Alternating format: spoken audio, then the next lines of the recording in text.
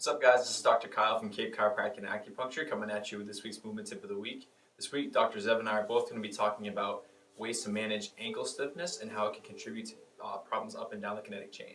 So, especially for people who have a chronic history of either Achilles pain, big toe pain, knee pain, and even all the way up to the low back, a place you want to check is definitely your ability to move your ankles, also known as ankle dorsiflexion.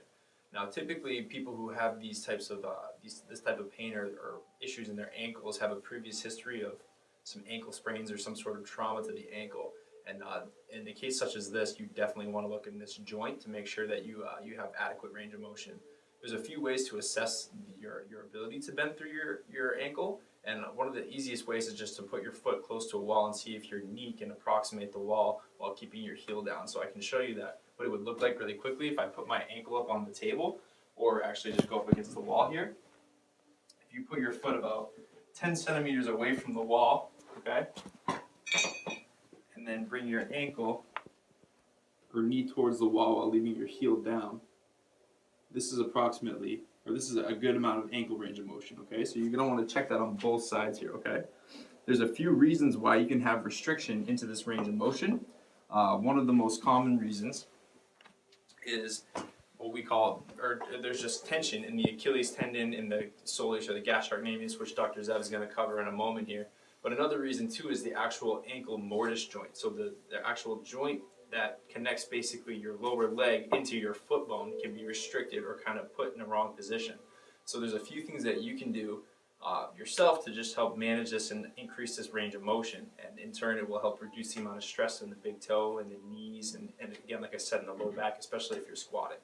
So one of my first and favorite ones is just simply bringing your leg up onto a table, a bench, whatever it is that you have, and taking your thumb web right here, placing it right at the crease of your ankle, and then keeping this heel down, just bending over while you're driving your hand backwards this way, okay?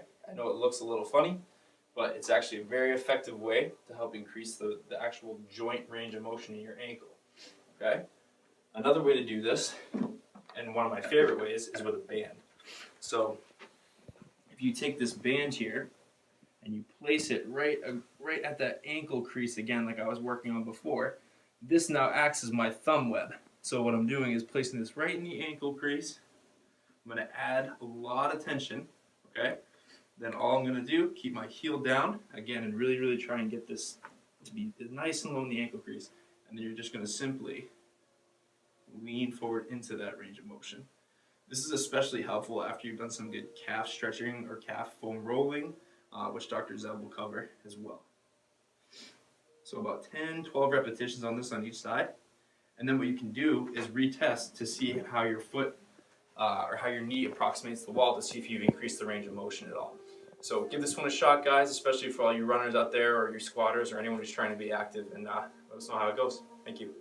I was at Cape Chiropractic and Acupuncture, following up with Dr. Kyle's comments on self-mobilization of the mortise joint. Now, a lot of the times there is an ankle mobility issue, and that helps to really clear up your range of motion, and just a little bit of self-priming can really help your squat.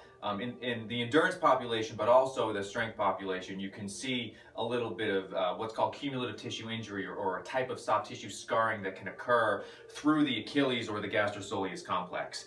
Now, whether or not it's mobilization or a soft tissue injury, it's important to evaluate both, because if there's a soft tissue problem and you self-mobilize the joint, the soft tissue limitations can cause that joint to become fixated again, and sometimes it's the other way around. So the calf or the Achilles or the Gastrosoleus complex is made up of 3 muscle bellies, and I'll demonstrate both of those.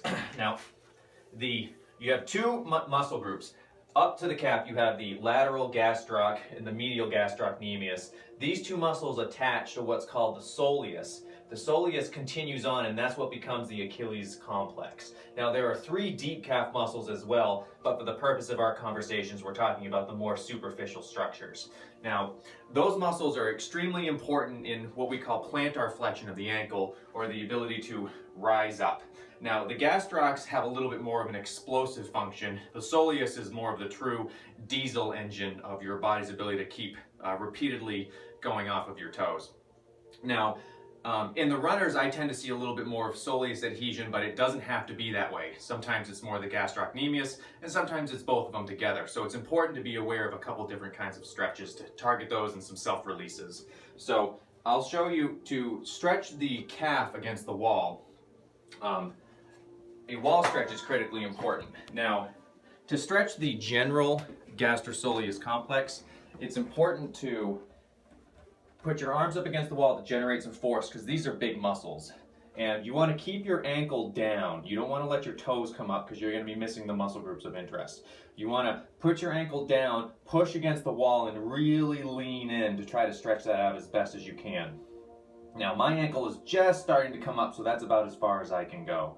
Now that muscle, that stretch targets the gastrosoleus complex because these two muscles cross the knee joint as well as flex the ankle. So by straightening out the knee and dorsiflexing, I'm getting these as best as I can.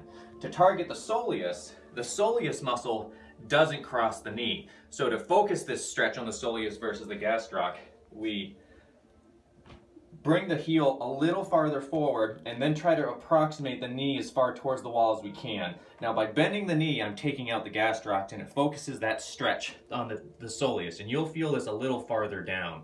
Now, where your heel starts to come up, that's about as far as you can go. You know, after that, you're compensating with different movement. And if you start to feel a compression or a little discomfort in the front of the ankle, then that's you reaching your end range, and the joint mobility is the primary challenge. Now, to foam roll these areas, we can take our trusty foam roller here. Oh, finding in this corner.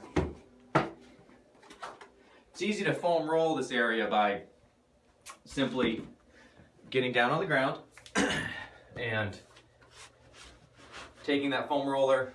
And I always like to lengthen the tissue, so in this case we'd be bringing the ankles up. Sometimes you can get a little deeper by plantar flexing and then just relaxing. But to foam roll, we lift our butts off the ground and we just gently slide back and forth. Now the soleus is going to be the lower part of it, which is what I'm on right now. You can get the lateral or the medial aspect by rotating your ankles and just following that tension.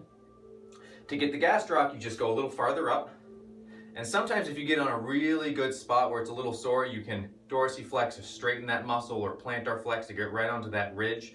Sometimes you feel a little bit of tension in the adjacent muscle group into the fibularis longus and brevis on the outside, so you want to roll onto that. That's another effective way to do that. So slowly rolling up and down. If you find a tough spot, you can hang on it for a couple seconds and then keep going through. And it's important to do about 4 to 5 good solid passes up and down just to free that up. Now there is too much of a good thing if there's tension here, so make sure that you're not living on this thing all day long, but a couple times a day is more than enough to create a good release.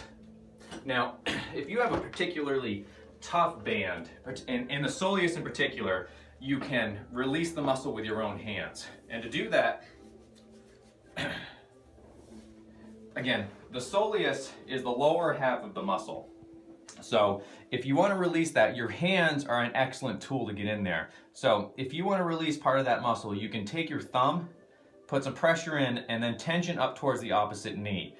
Doing that with both hands yields a deeper contact, so make sure that it's achieving a good therapeutic release, looking for about a 3 to 4 out of 10. Once you have that hold, dorsiflex your ankle just a little bit, and you'll feel that stretch, okay? And you can follow this up segment by segment, up or down your calf, following where that tension is. So again, we work our way a little farther down, and again, a little farther down. And if there is an issue here, you'll feel quite a bit of tenderness with this, even with what you would consider wasn't a lot of pressure. Now, this works a little for the gastroc, but because the gastroc crosses the knee, you can't really release it properly without having more tension and therefore straightening the knee out. And I'm not flexible enough to really be able to get into that. Some people may be able to, but you can still get a little bit of the bottom of the gastroc by dorsiflexing the ankle and holding that particular segment as well. So, those are a couple ways that you can release tissue extensibility dysfunction in the posterior calf. Hope combining that with a little bit of mobilization techniques taught by Dr. Nagel will help clear those out for you. Let us know how it goes.